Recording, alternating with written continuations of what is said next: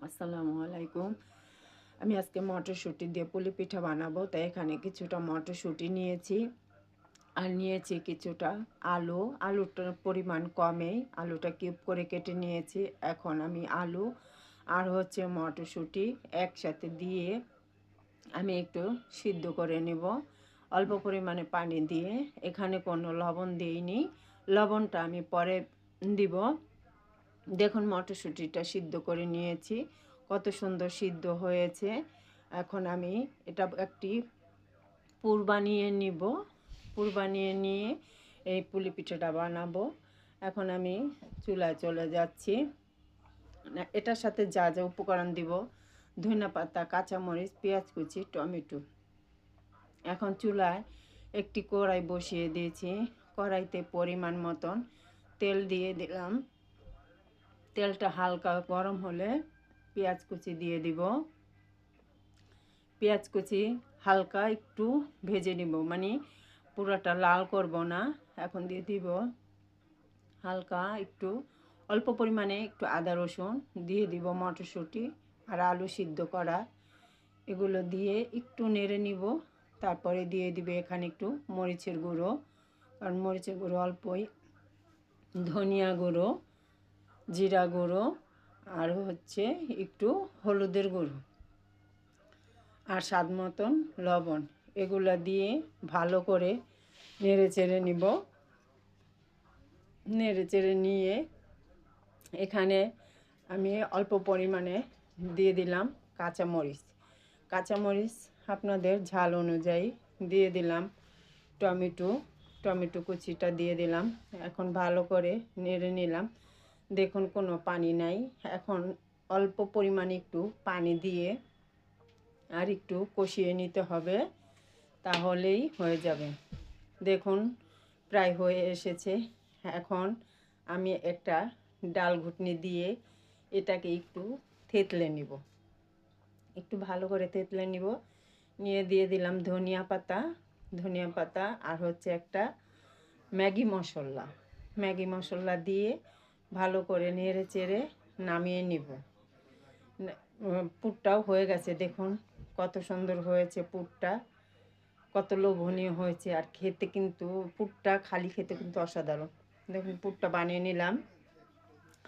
আর এখানে নিয়েছি কিছু সুজি।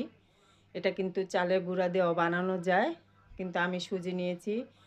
এখন আমি চুলায় একটু পানি বসিয়ে নিয়েছি আগেই। পানিটা গরম হয়ে গেছে। দিয়ে দিলাম স্বাদ অনুযায়ী লবণ। লবণটা দিয়ে একটু নেড়ে চেড়ে নেব। তারপর পানিটা বলক আসলে এখানে দিয়ে দিব সুজিটা। আর সুজিটা যাতে ভালো করে সিদ্ধ হয় ওইভাবেই পানি পরিমাণটা দিতে হবে। আর ভালো করে এটাকে সিদ্ধ করে নিলাম। সিদ্ধ করে নিয়ে এটা মানে গরম গরমেই একটা ডো বানিয়ে নিতে হবে। দেখুন কত সুন্দর হয়েছে। এখানে পানি কিন্তু বেশিও হয়নি, কমও হয়নি, কতটা সুন্দর হয়েছে।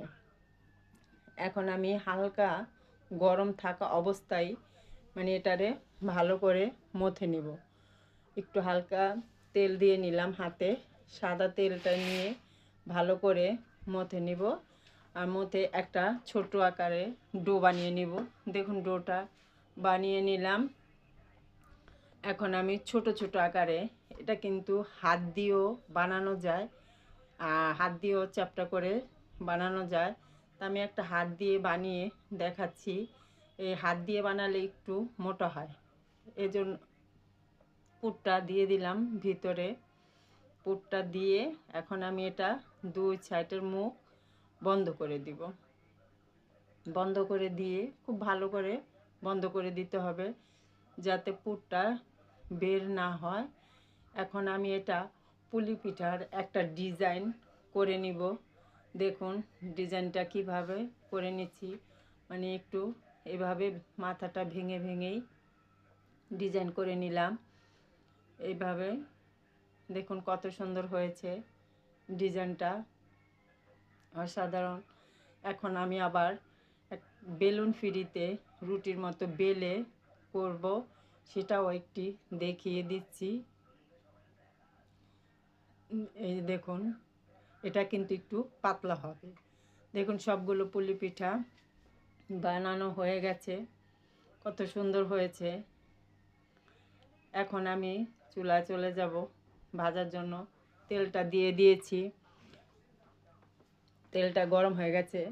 এখন আমি পিঠাগুলো এক এক করে, বেশি না, তিনটি করে ভেজে নিব। এই তিনটি দিয়ে দিলাম, লাল করে মুচমুচে করে ভেজে নেব আর কম আঁচে চুলাটা। দেখুন পিঠাটা ভাজা হয়ে গেছে, পুলি পিঠাটা কত সুন্দর হয়েছে। আর অল্প জালে ভাজলে পিঠাটা খুব সুন্দর হয়। এখন আমি পিঠাটা উঠিয়ে নিব, পিঠাটা উঠিয়ে নিলাম। এভাবেই সব পিঠাগুলো ভেজে নিব। দেখুন পিঠাগুলো সব ভাজা হয়ে গেছে, কত লোভনীয় হয়েছে, কত সুন্দর হয়েছে আর মুচমুচে হয়েছে। একটা পিঠা আমি ভেঙে দেখাচ্ছি, কত সুন্দর দেখাচ্ছে। দেখুন পিঠাটা কত সুন্দর লোভনীয় হয়েছে। বন্ধুরা ভিডিওটা ভালো লাগলে একটা লাইক, শেয়ার, কমেন্ট করে জানাবেন।